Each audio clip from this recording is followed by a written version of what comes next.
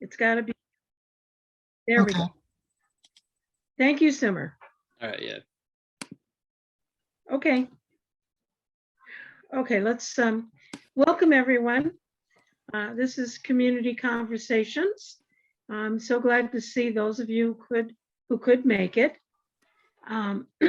Tonight, excuse me, tonight we're going to talk about climate stewardship, healing the war industry's damage to our climate and human life. Cara Bissell is our main presenter. Thank you very much, Cara. And if you go to the next slide, Cara, I think that's.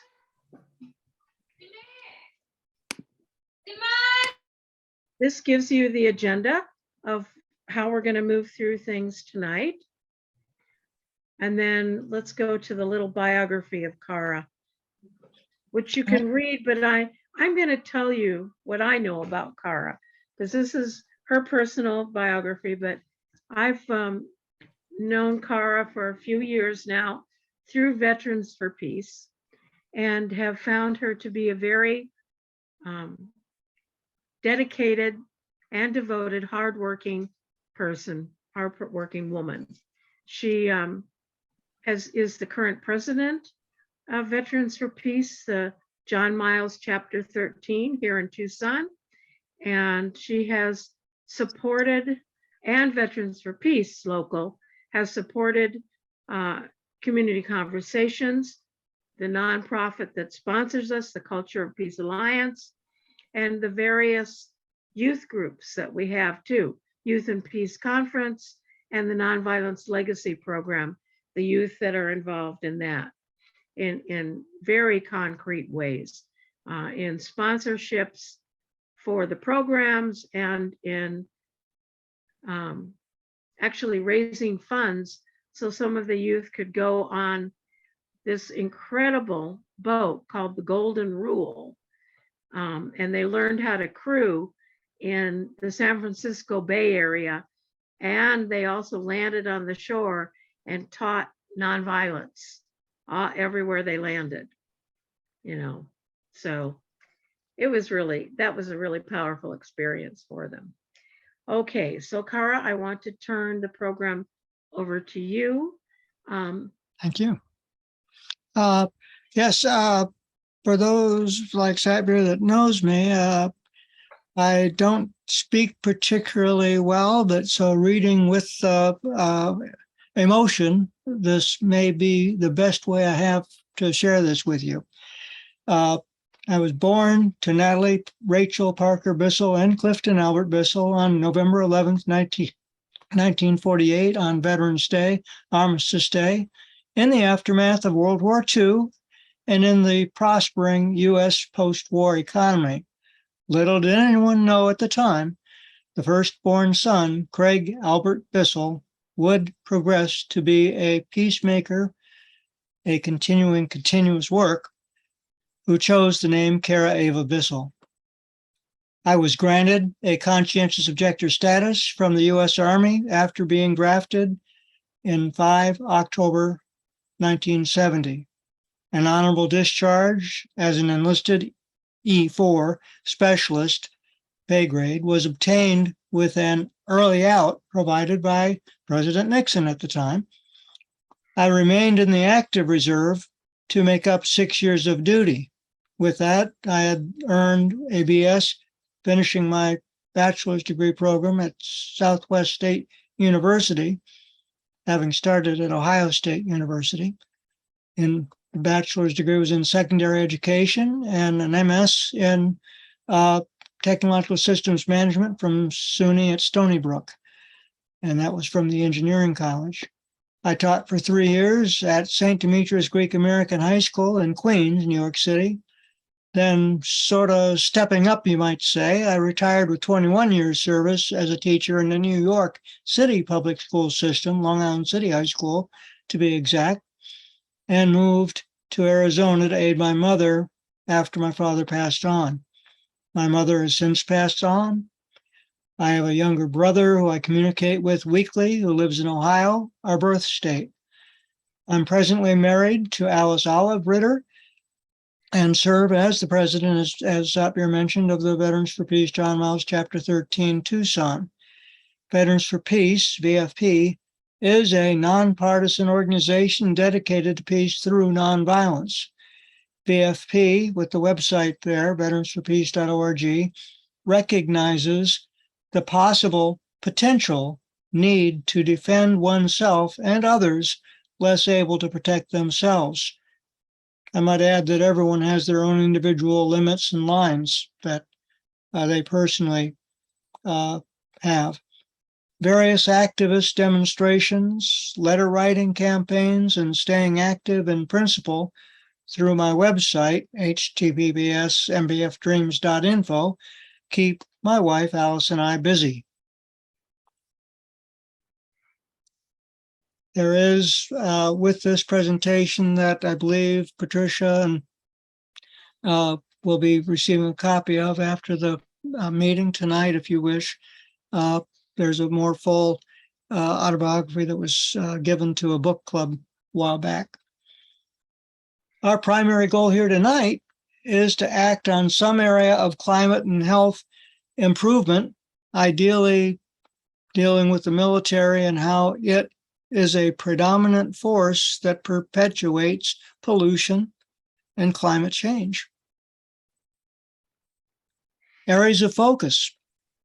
There are some sources of carbon dioxide that are known. Tornado jets that are in Germany, they're nuclear armed, spew out more than 13 tons of CO2 per flight hour into our atmosphere. And to give you an idea of how much that is, it's equivalent to almost 3 gasoline-powered vehicles operated in 1 year, or another way of looking at it is 1 average gasoline-powered vehicle driven for over 13,000 miles in a year.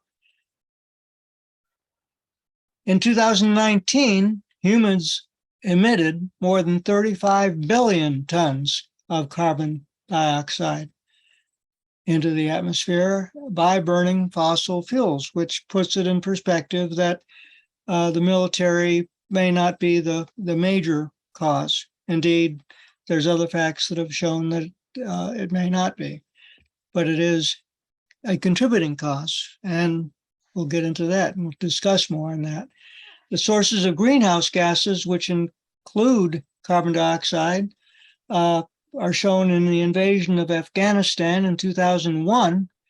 The U.S. military emitted 1,212 million metric tons of greenhouse gases.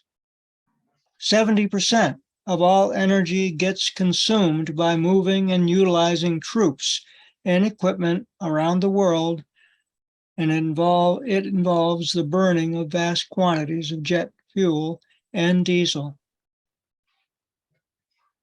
Another graph shows the U.S. military emission of CO2 compared to other nations of the world.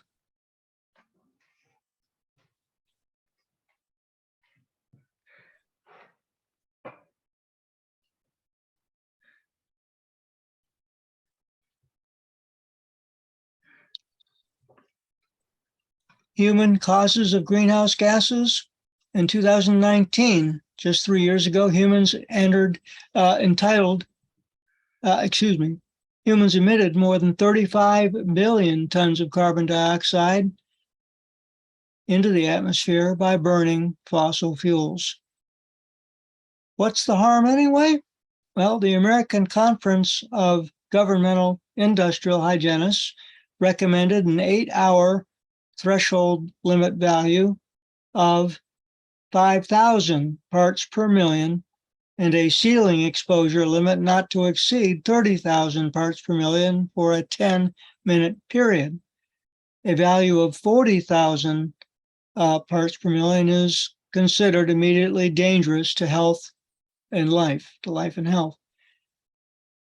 And further, 400 parts per million is an average outdoor air level with of pollution, with 400 to 1,000 parts per million typically found in occupied spaces with good air exchange. 1,000 to 2,000 parts per million in the air in general is a level associated with complaints of drowsiness and poor air. So we're talking about 1 to 2,000 parts per million versus tons. It doesn't take too much to figure that we are reacting to a lot of the pollutions in the air, CO2 emissions in the air. And one can't help, or I can't help but wonder if the COVID and normal flu and the new virus that's been detected and promoted lately in infants isn't maybe in conjunction with some of this as well. The trend, in part due to COVID, according to the Environmental Protection Agency, is lowering at this time in 2006 compared to 1990. Again, this is the Environmental Protection Agency that's putting this figure out. How they came across it, I don't know, but here it is. Compared to 1990, where the carbon dioxide was at a little over 5,000 million tons per year. And here we are now in 2020 at about 4,700. Someone will, I think Alice will pick that up. And anyway, so it's statistically, while it seems to be decreasing, and to me, the method of calculation may be suspect, it's not decreasing in a significant manner that needs to be addressed. So the areas of focus, what can we do? Well, House Resolution 767 by the Department of Defense asks the Department of Defense to reduce the overall environmental impact of all military activities and missions and for other purposes. We can help the House members pass it and write our senators as well by writing our senators, Kelly and Sinema now, and Representative Gahalva. And we can actually write our local authorities too at this address, azsos.gov/county-election-info, and that'll give you your local representatives here at the county level and city level. And finally, there is no solution to the climate crisis and no hope for human life on this earth, on this planet, that does not include disarmament and an end to war. That was written by Brian Terrell and publicized in one of our VFP conferences a few years ago. And at this point, we're about ready to go into circles with Satvir going into that part of the program. Correct? You're muted, Satvir. Yes, can you stop screen sharing so I can screen share? Absolutely.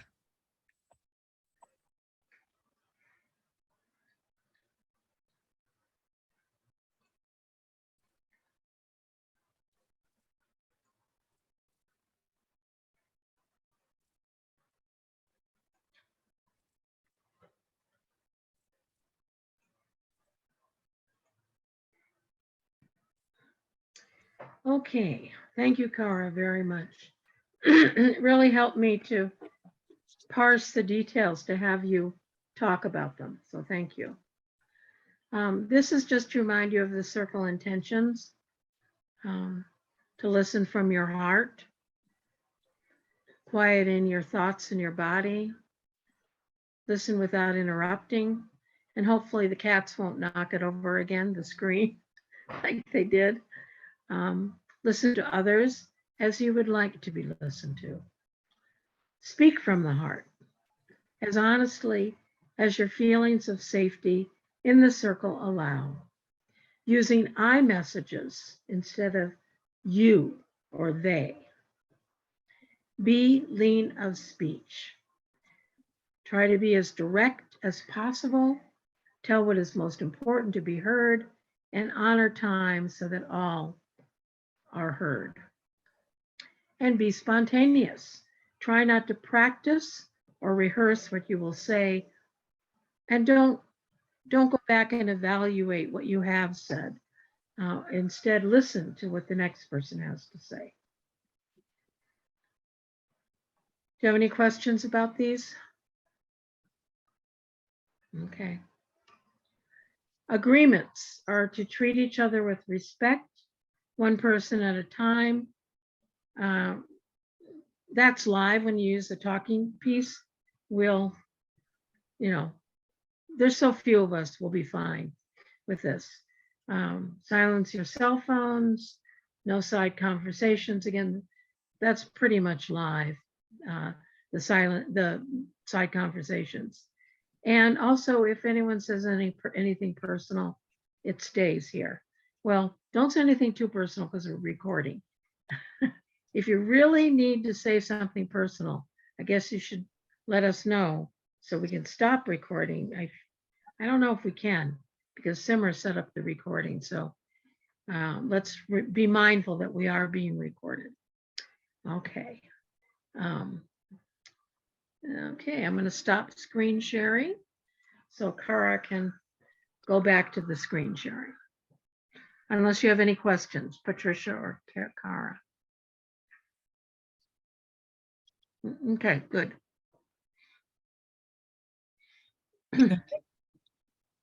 The first circle question to discuss is, what is one thing that impresses you from this discussion? At this point, Patricia, we have a captive audience here.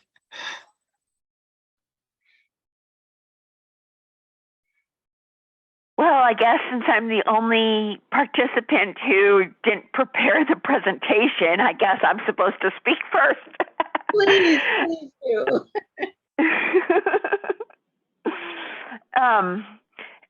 I was impressed with how succinct and how short the presentation was. I expected it to be a lot longer. So that's one thing that impressed me.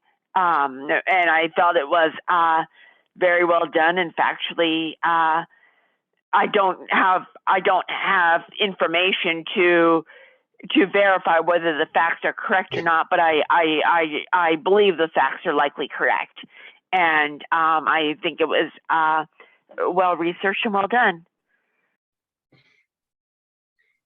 Was there any fact that stood out for you? Yes. I'm not able to remember details, but okay. The fact that although the military does a lot of and I'm sorry, I can't speak well. A lot of emissions, that it's not the major. It's not the most cause for the emissions. Yeah, that surprised me too. But they are very, and they're, other than, I mean, there's lots of ways. Okay, so first of all, what impressed me from the presentation? I agree with you. It was succinct, and it was fairly clear. There's some things I didn't quite follow as clearly, but it was basically much clearer than when I just read it to hear Kara talk about it. So I'm really grateful for that. I also was impressed with how varied different organizations look at what will affect us, what's considered good air, bad air, and how much humans contribute to that. And I think of the military as being human beings doing it, so I often wonder how they separate themselves out with this need to guard the world, protect the world, save the world, with the damage that they also do, that military operations also do, and the high costs of it on multiple levels, from health to human to environment. Yeah. Cara, did you want to say anything else too? Because we can all talk since there's just three of us. Yeah, I read, I don't remember, all these facts that I gave are documented from the internet, and from there weren't completely verified, other than just feeling that in it is its source. And they are available in a Word document that we can separately provide if Satbir wants to. I think I sent a copy of it to you, Satbir. Yeah, we can send all that. Yeah. Yeah, and that will give you the sources that I got from all this. I did not put the sources as footnotes in the slideshow. I read 6% of pollution is from the U.S. military, and that to me seems so low. But when you back up and look at the pollution of a jet fighter in Germany compared to cars, and you know how many millions of cars there are in the world, well, it begins to have some merit and wonder. It to me comes back down to being a good steward of the world. We've got a long ways to go as a culture, as a society, as a human species, to get to a point where we are in an indigenous kind of frame, one with the nature, and not treating the world as a commodity to use up as quickly as we can. Mm-hmm. You can feel free to move to the next question. Okay. The second circle question to discuss is, what do you understand about the significance of the disarmament of the military industrial congressional complex on climate stewardship? And just to remind us, Eisenhower warned us about the military industrial complex in the 50s. He added the military as well. It's just that, the military industrial congressional, he put the congressional in it. Oh, did he? He did. And, but his advisors didn't want him to include it in the public statements and speech that he made. Interesting. Okay. Interesting little fact.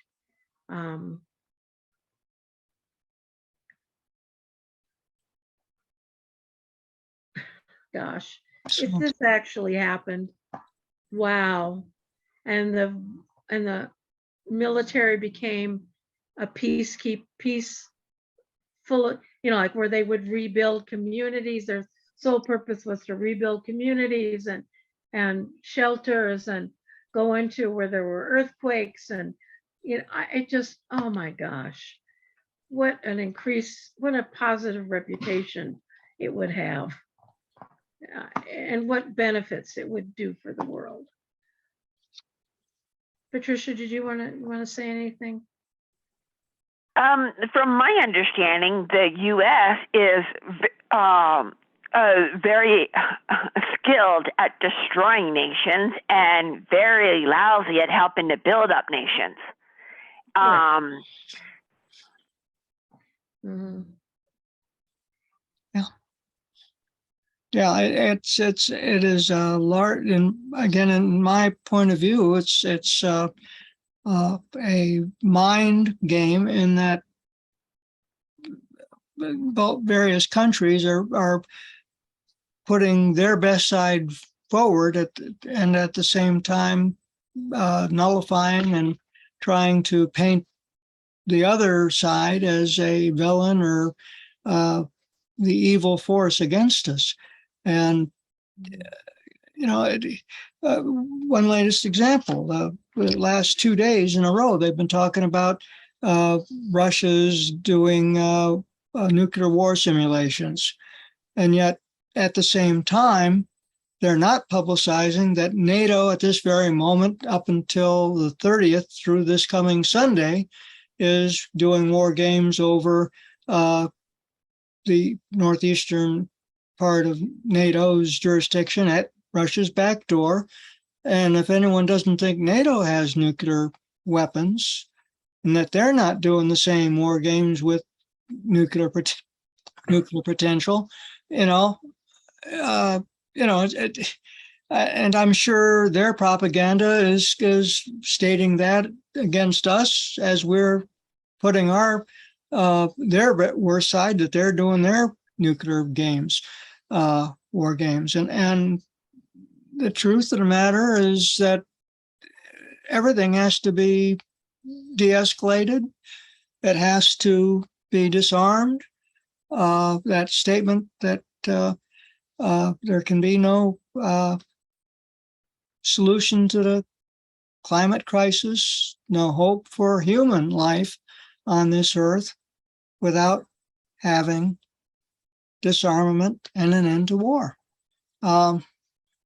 And with both sides painting the other side as evil, it's that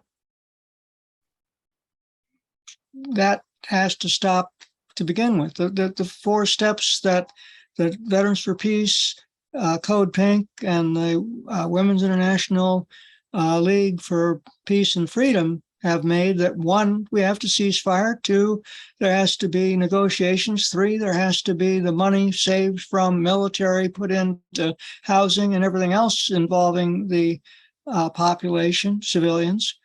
And 4th, finally, there can be no nuclear war under any circumstances. Yeah, those are good. Those are, yeah. And I want to add, since that I do question whether, because I know a lot of the knowledge we have is misrepresentation of the actual facts. So I do wonder if the facts that were in the presentation might be underestimations of how much damage the military has been done. I mean, that's my gut reaction, is likely it's an understatement of the facts. Certainly, I agree with you, Patricia.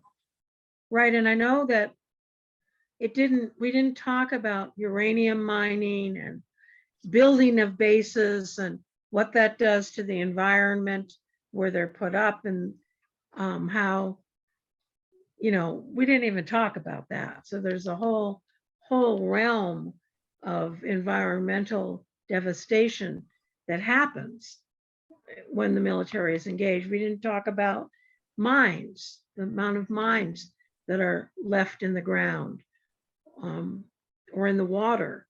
And we didn't talk about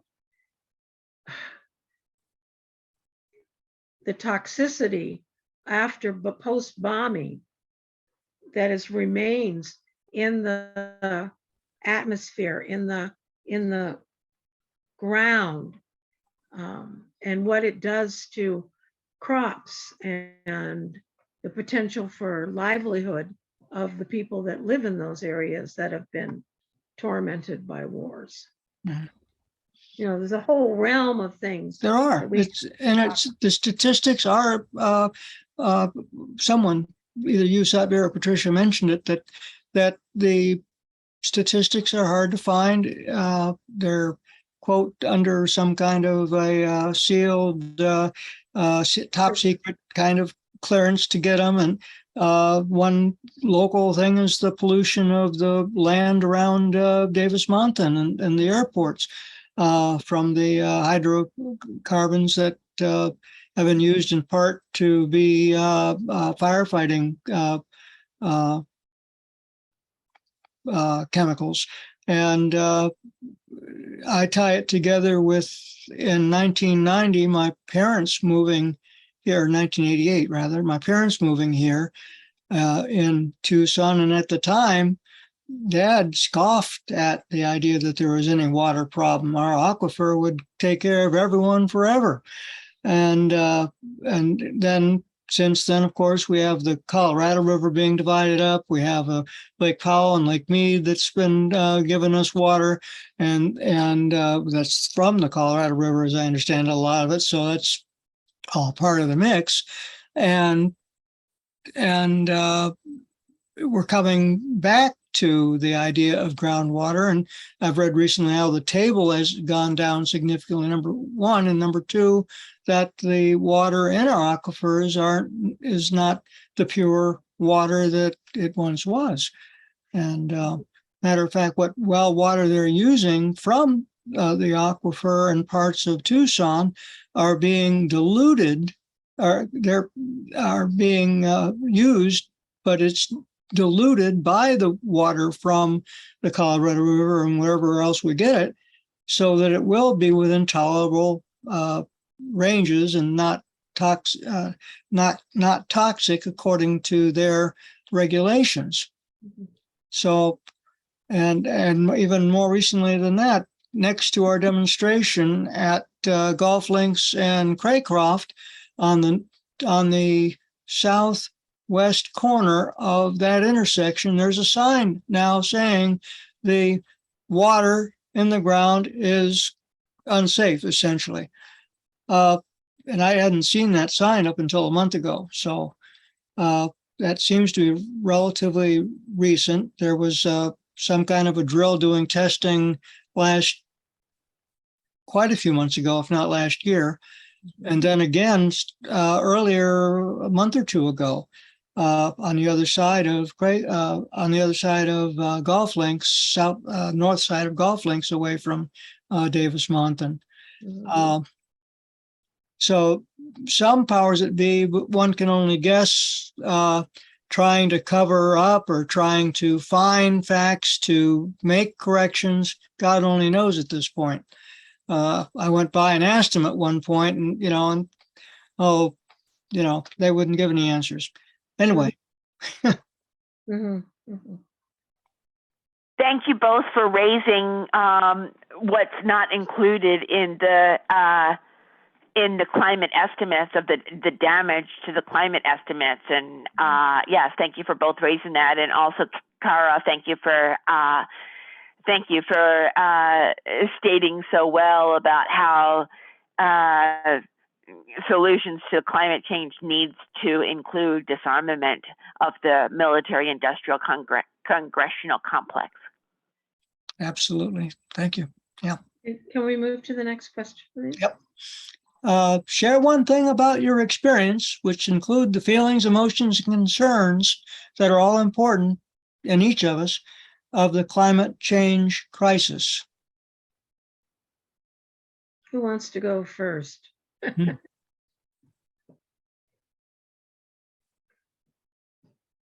Patricia, will you be willing to?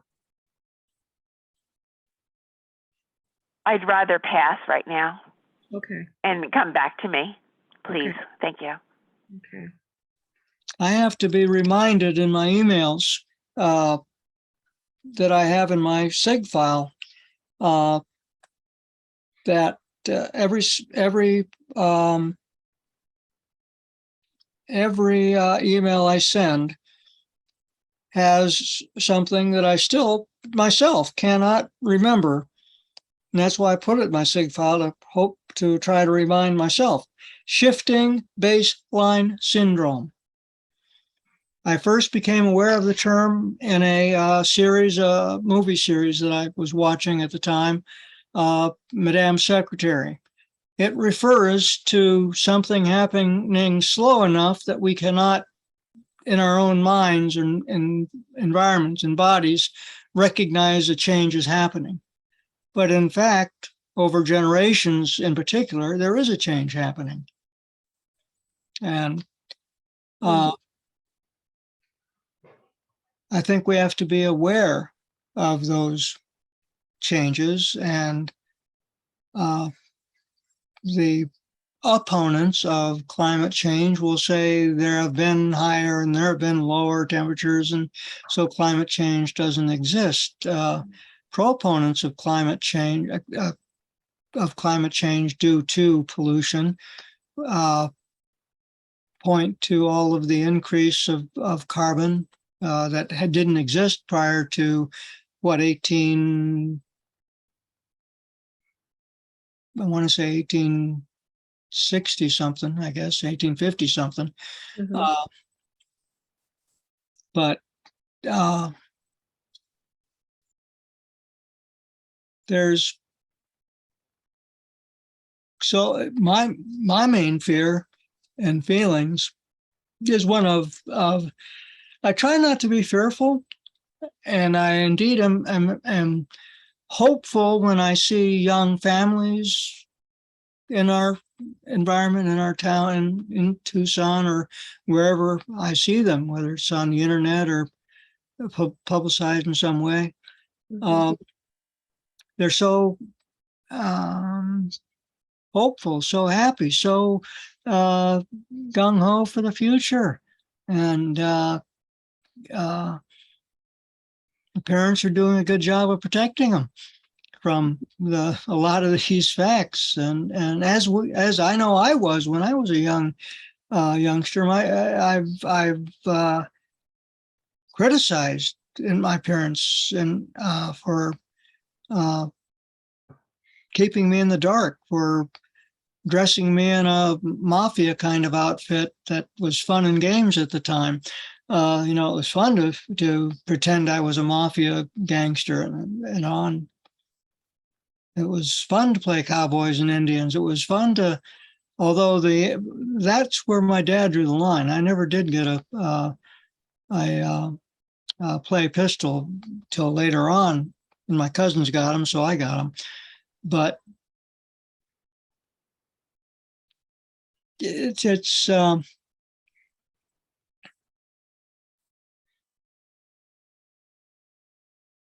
I don't know. I don't know if I triggered anything in you, Satbir or Patricia, and Sure. I'm going. Yeah, it's, well, overwhelmed is one immediate thing I can say, but I do overwhelmed, not but, and I do remember in high school trying to convince my parents to use only white toilet paper and to shift away from phosphate-based laundry detergents. And, and that, I'm 72.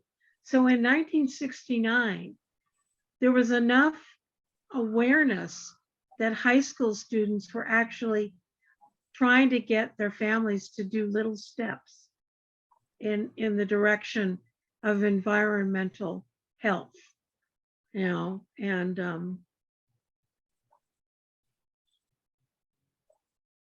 yeah. So I think it's really important to talk about it, even though it's painful and overwhelming and discouraging, because if we don't talk about it, if we don't take any action, it can only get worse. At least if we take action, this is my belief, at least if we take some action, we're helping to mitigate the problem. Because if everyone takes action, it will change. Things will change. And as Dr. King said, something like, it's paraphrased, all it takes is for, or somebody said, all it takes is for, people to do nothing to allow the process to continue. So that's kind of how I resolve some of the overwhelm that I feel. Are you ready? Are you feeling comfortable? Like You can say something now, Patricia, or do you want to just? Yes, I can say something now.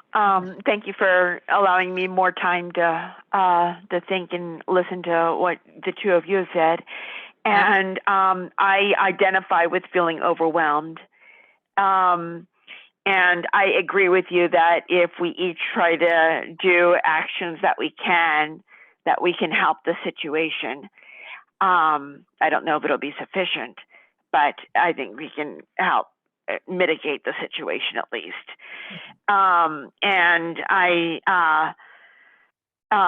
as with the hopeful, I feel a lot of pessimism, unfortunately.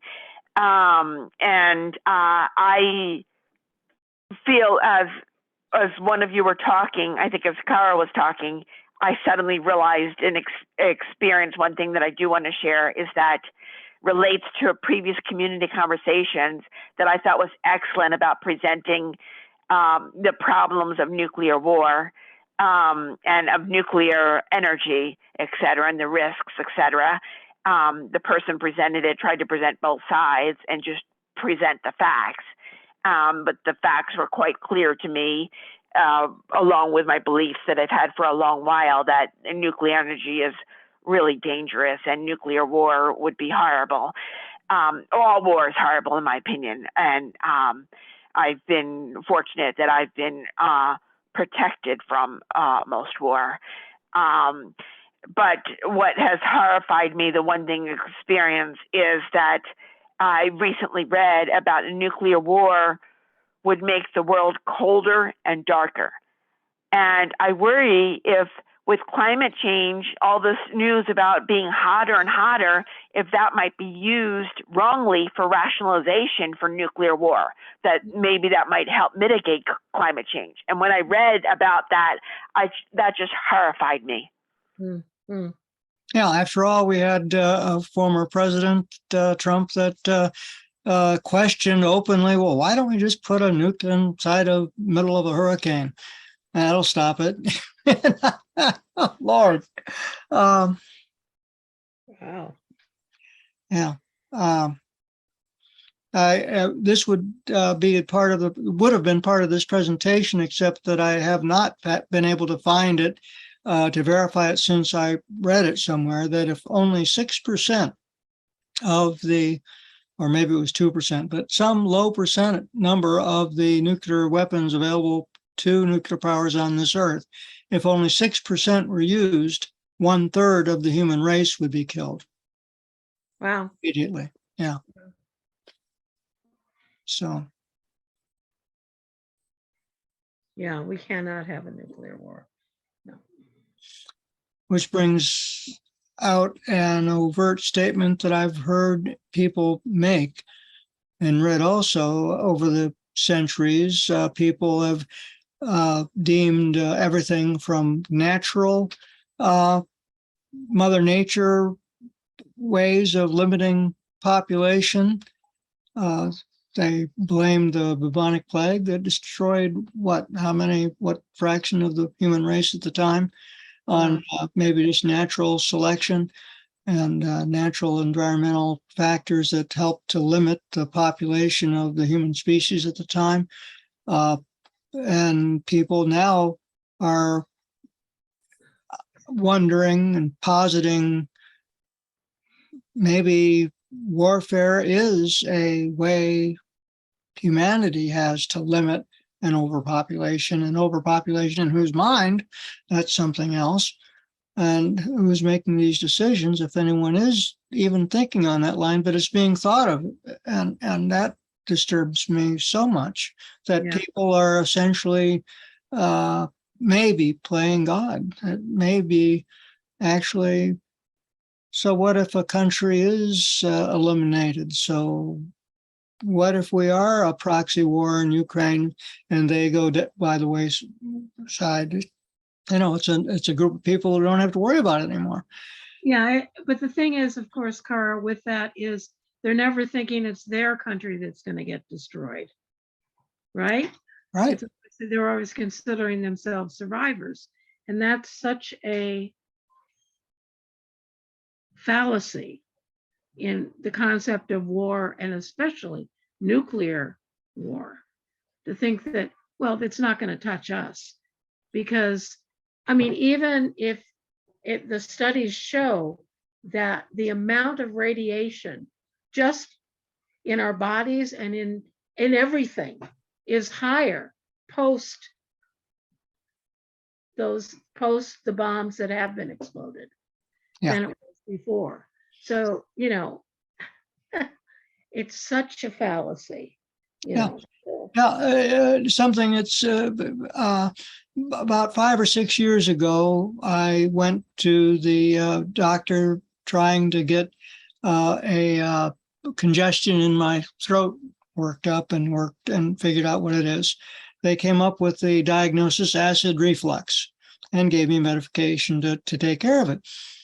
I was in disagreement with them from the word go. I didn't feel it was acid reflux. After all, I was coughing up sputum that it just wasn't acid reflux by definition. mhm. And here we are 4 or 5 years later, and I'm in the same boat. And the doctor this morning told me, well, we could have it worked up. You could go to the doctor and we'll go through the steps. You didn't have to say it, that you've gone through before.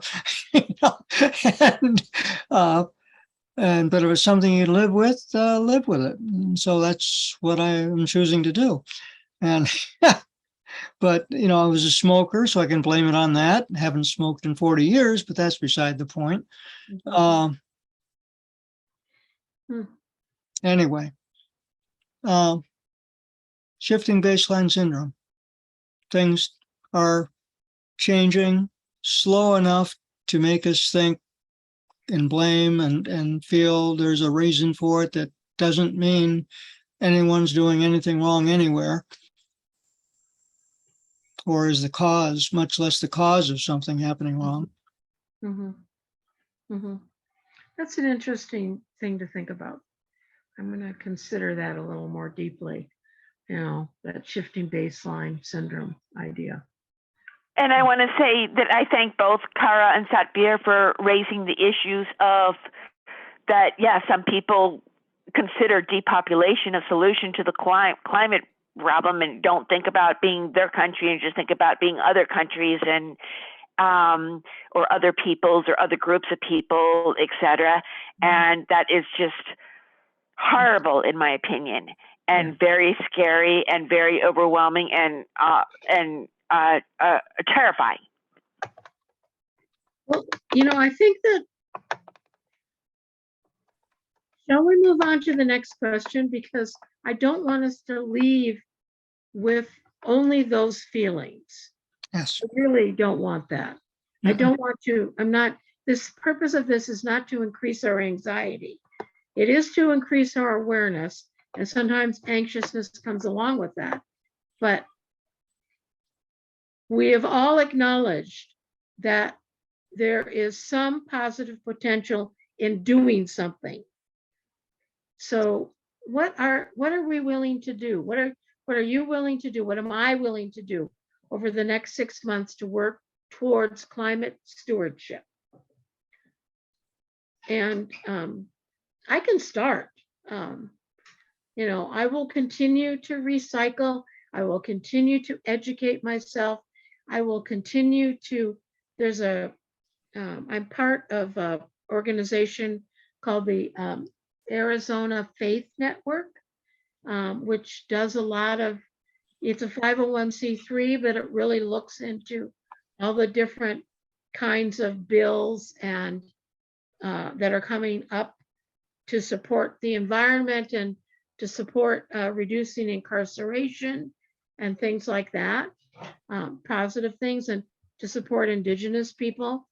And one of the group's committees is called Cherishing Creation, because it is a faith-based group, Cherishing Creation. So I participate in that and educate, and they provide a lot of education on different aspects of the environment, which I really love. I really love learning about. What else? I guess those are, I know that I'm part of a group with the Carter Foundation through Ron Barber, where he works now, to train, to understand how to engage with people with opposite political views, particularly around the voting and at where people are voting, to try to mitigate any potential violence, because there's some concerns about the level of the violence that could happen in Arizona in the next election in November. So I'm taking training with them, and I'm part of that group. So I'm going to continue with the I'm nonviolent. sorry, Satbir, could you please explain again what you just stated? I was having trouble attending. Okay, so tell me what you heard so I know what to add to it. That you were working with Ron Barber's group to try to help prevent violence that could happen in the state of Arizona, and further outside of Arizona too. Well, But I'd like Arizona is one. Okay, so around the voting, yes, I got that, around voting. Yes. Yeah, when people go to the polls to vote, and post voting, if the vote does not go in the conservatives' favor, what could happen, and how we're being trained to work to mitigate some of that. Yeah, and he's part Okay, of he works for the Carter Foundation. I think that's what, for Jimmy Carter, the foundation that is dedicated to freedom and things like that. Okay, thank you. Yeah, this is an initiative of that. And yeah. Yep. Those are some of the things that I'm willing to continue to work on over the next 6 months. Yes. Who wants to go next? I can only say, reiterate both of yours saying it, a feeling of being overwhelmed.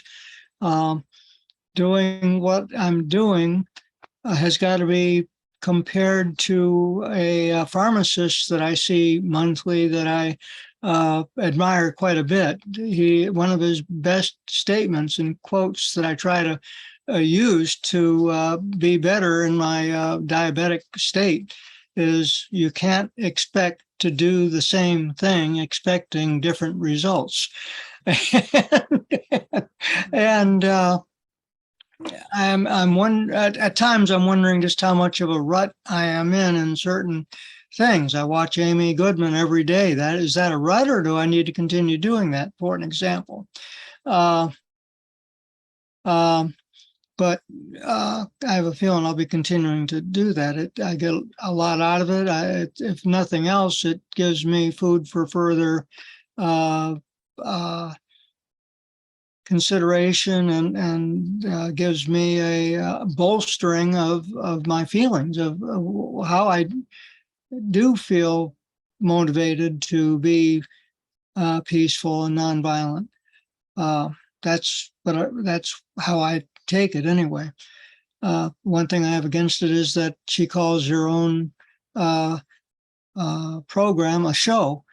If it's a show, then that, to me, well, I don't want to go into it, but that's a negative to me. It's a news broadcast and should be thought of in that light to me. And when she calls it a show, it diminishes my view of it. Anyway, going back to things I will do, I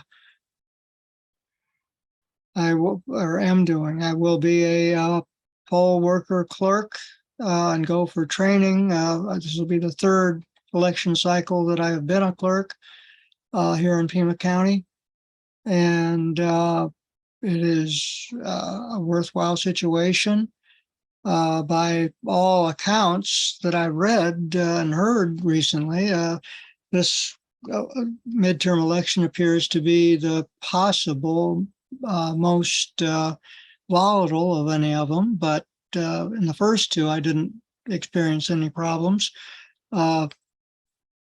One thing that happened last in the 2000 election that was unusual from the 2018 midterm was that in this last 2000 election, there was a gentleman that was quite adamant about bringing in literature for a given point of view, which was clearly illegal. And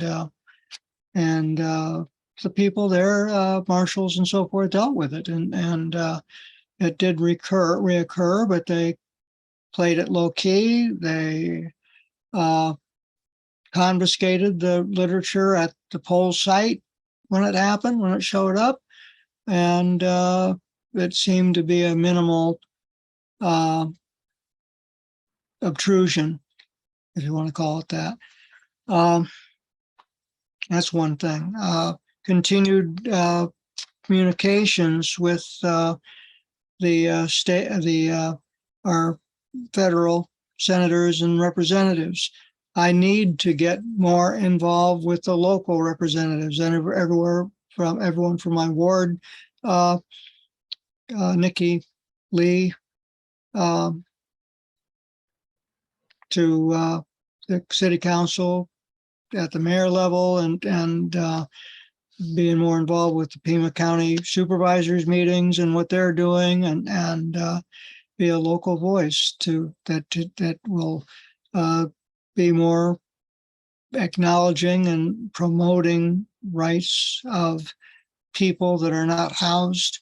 Right now, I am so happy to count Hassan Clemens as a friend of mine that's, I feel, made such progress in helping renters get their living conditions up to what they should be. And wow. And it's part of what the Nonviolent Legacy Project is about through him. And he's used that organization to help. And great. The Youth Peace Project that Satbir and Ann Yellett are involved with so greatly. And the COPA that they've started back in 2000, 22 years ago. Wow. And to emulate them, what my wife Alice has done in being she was a Democratic mental block worker for the Democratic Party in this area for about 10 cycles. I did that, like 20 years. I mean, whew. I only did it for 6. Anyway, just one foot in front of the other, keep on doing what we can do. And I know there's something international that I'm also doing, and that is teaching principles of nonviolence to a group of international young people, and also helping that organization, the 2 organizations that invited me to do this, helping them to allow some of the youth to take more leadership responsibility. And it's working. It's working. So, and these are youth. Oh my gosh, it's just so inspiring. It's so inspiring to listen to how they interpret and what they do in their schools and in their communities in Ivory Coast, in Liberia, in Islamabad, where they had to leave Afghanistan because of the Taliban. Yeah. It's so wonderful to hear what they're,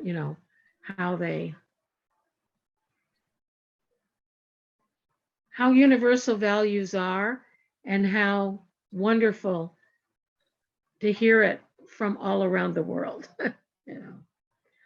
So I'll also continue doing that.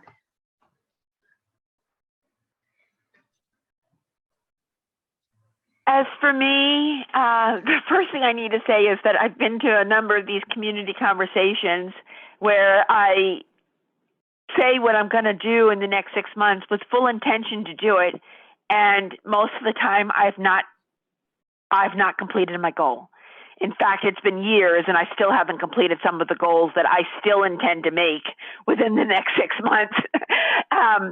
So I don't think there's anything I can say again that I can do in the next 6 months, willing to do in the next 6 months, that I will actually fulfill, because life keeps happening and life circumstances keeps coming up. However, what I will say is that what I have done and what I continue to hope to do, to leave on a positive note with that, is that I am vegetarian, and I have been vegetarian for Wow. most of my adult life. I have been an active recycler ever since my youth.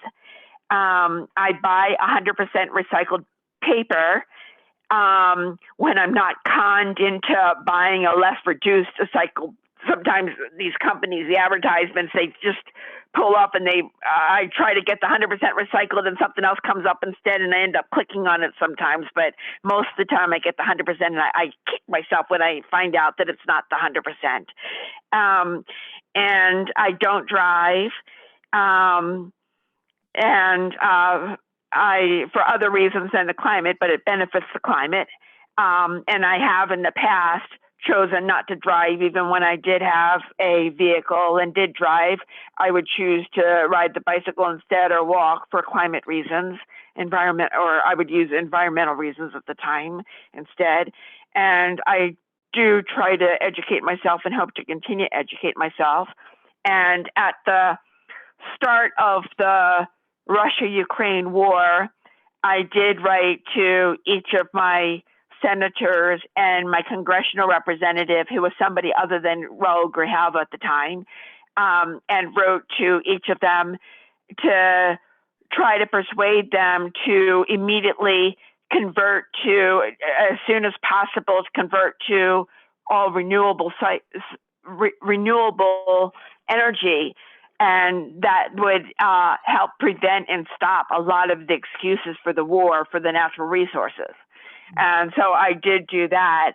And I do intend to try to do other similar goals like that. And along with the lines of what Satbir mentioned about her work with Ron Barber to try to stop voter intimidation, I have made a small contribution, a financial contribution, to try to stop voter intimidation. I don't have the ability myself to do so.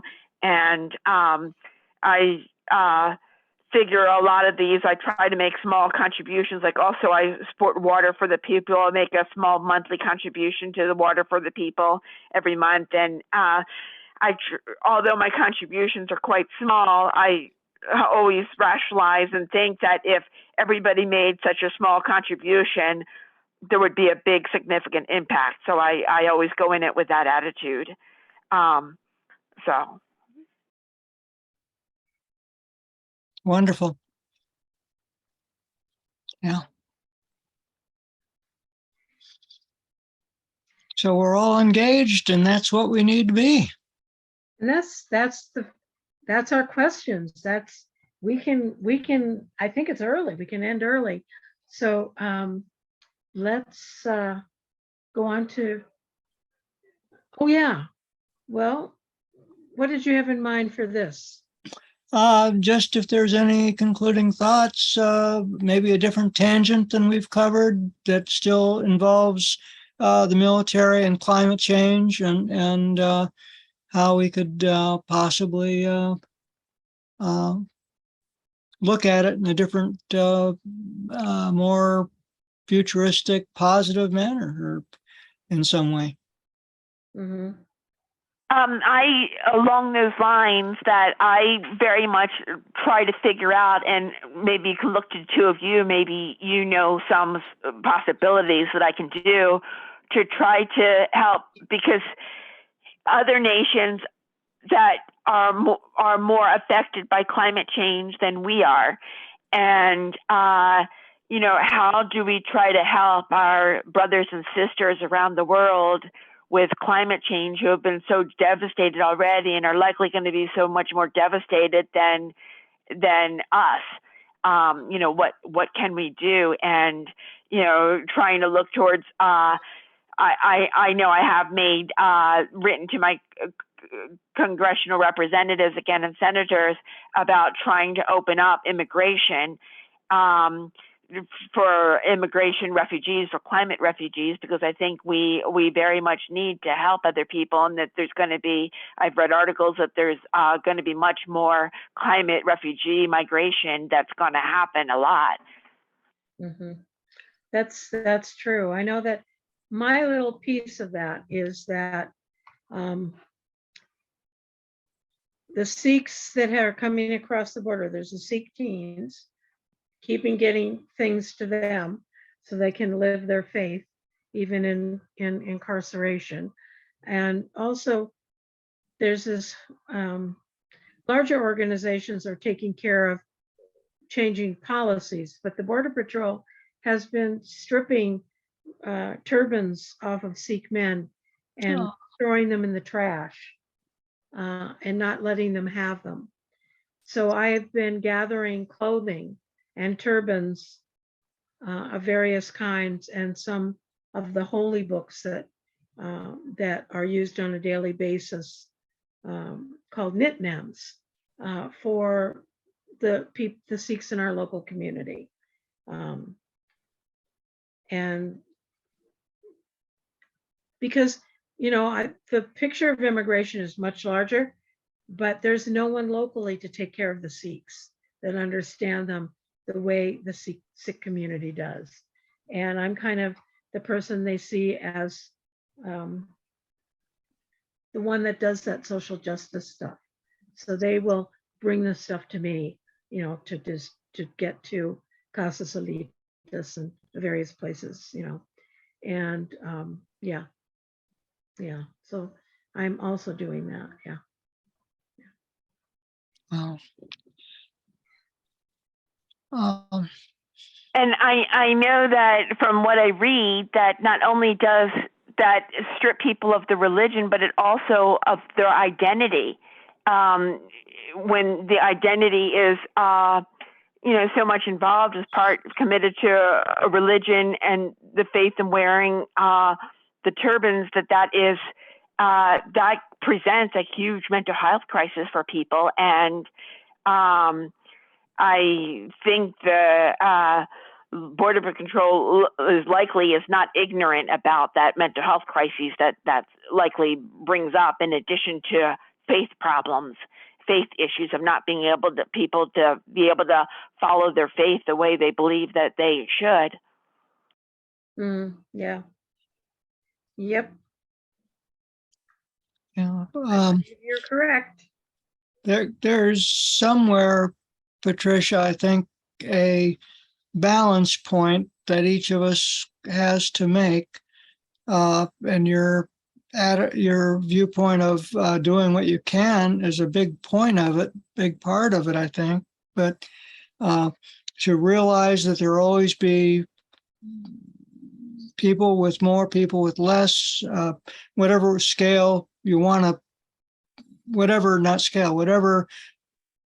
area you want to pick, there's a yin and a yang to it. And in terms of poverty and healthcare, in terms of any humanitarian need you can think of, we in the United States generally are much more, I believe, blessed than many of the rest of the world. And that is part of our problem, I think, in terms of being thousands upon thousands getting together and jointly intersecting to protest against women not being able to have abortions or whatever you want to choose. It's not the same as people starving in India or people being bombed in Syria or or what's going on in Ukraine right now. And the answer to how we as individuals can help goes back to our joining other people. We're not alone in our feelings, and we have to join with like-minded people. And when enough of us do join, in the millions worldwide, and that was touched upon by Satvir too, when you're involved with a international organization like Veterans for Peace is, we have a voice more than just ourselves as individuals. And hopefully these common viewpoints of peace through nonviolence will eventually prevail. Well, hopefully hopefully the elections will bear us out this election. And if they don't, hopefully they will the next election, and we just have to keep on plugging away. Yes, I agree, Kara, and thank you for that, positive viewpoint about what we can try to do and just keep trying to plug away. And if the election turns out really horrible, and if there's voter intimidation problems, et cetera, that we have to, or a lot of violence, voter intimidation is violence. But if there's also a lot of other violence, we have to just continue to try to find hope, and hope that with lots of other people, what we can do to try to just take one step at a time, and try to go forward. Yeah, our election poll site was in 2018 was a church on Kolb. And this last cycle in 2000, our election site was the Marriott Hotel on 22nd and Prudence. And I'm not before 2018, it was almost a solid thing. It was, from what I understand, it was always at that church. But for some reason, this last 3 cycles, it's changed. And this coming 2 weeks from tonight, from 2 weeks from last night, yesterday, the election will be at the Wilmot Library.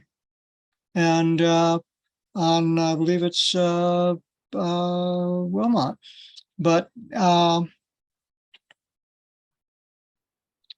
the point being that things are changing.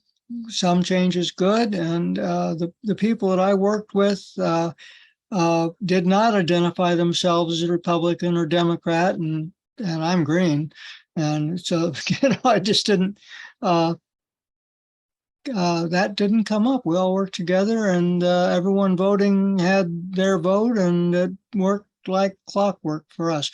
And the other good thing is here in Pima County, there is no such thing as a poll place that you have to go to. You can go to anyone. And I believe I'll have my training this next Tuesday, but if it's the same as it was this last time, and this is new, last time was the first time in 2020 was the first time that, what am I talking about? Yes, and that's a positive change. That for the primaries, for example, you could go to any voting place to turn in your ballot or to cast a vote for the primaries, to go to any voting place, and that is a huge positive because people can choose to go to a place that's closer to the work, or that may be on a bus route that may be further away, but it's more convenient because they have bus transportation or because they work near there or whatever. So there's lots of reasons that it's a positive that people can go to any voting place that's open. Very good. Yeah. And the interactive database that identifies a voter as being a valid voter right on the spot and printing out a blank ballot for them right on the spot. It's a very positive change here in Pima County. I like that. I didn't know that. That's awesome. I mean, I do vote by mail. So, you Yeah, know, as poll workers, we're asked to do vote ahead of time, and Alice and I already have as well. But yeah, but that's awesome. That is so wonderful. Mhm. I mean, you could even like have forgotten about it and have your ballot with you and drive by a place that says polling, or vote, you can vote here, and you can just go, oh my God, and you can just pull in and do, yeah, that's cool. sometimes. Or if the lines are really long at one place, you can try another place if you've got smartphone capabilities or something like that. That may tell you that another place doesn't have lines, and hopefully the lines won't grow suddenly by the time you get to the other place. I Yeah. voted by mail too. Yeah. Makes it much more flexible. Yeah. Okay. Well, I would like to, if it's okay with everyone, I would like to say goodnight and show you my last. Can you stop screen sharing and show I you will stop. I will stop screen sharing. Yes. and show you the last few slides that I have. No, that's not it. It's this one. There we go. Share. Okay, put it to slideshow. Here we go from beginning. Come on. Okay, there we go. Let me make sure. Let me go back one. Let's see. There we go.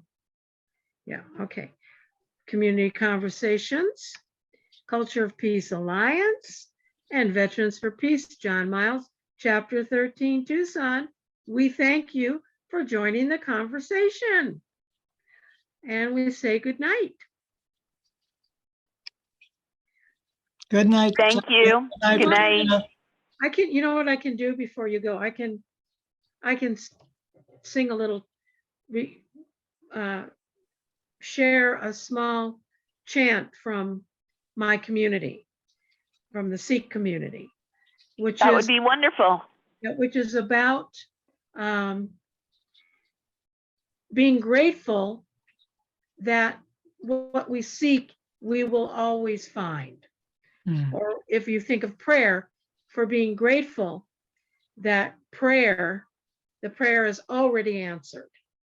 And I also want to add one quote that I'm not going to look up who it's from, but a preacher recently said, voting is like a little prayer for a better world. That might not be exact, but it was like that. And for a person of faith, that's a really comforting thought. If there's all kinds of quotes for, more general population, but it's nice to have it framed in that way for those of us that do have that are comfortable with the idea of faith. Okay, so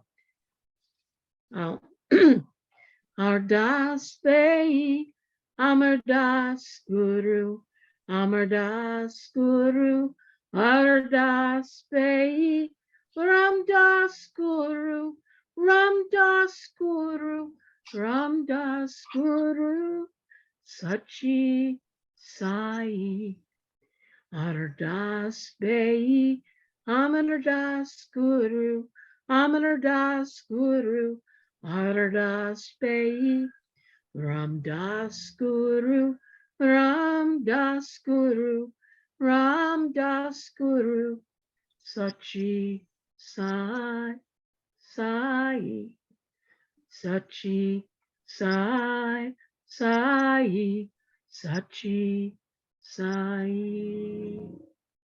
Vaheguru Ji Ka Khalsa, Vaheguru Ji Ki Fateh. Thank you very much and good night, everyone. I'm going to end the meeting now.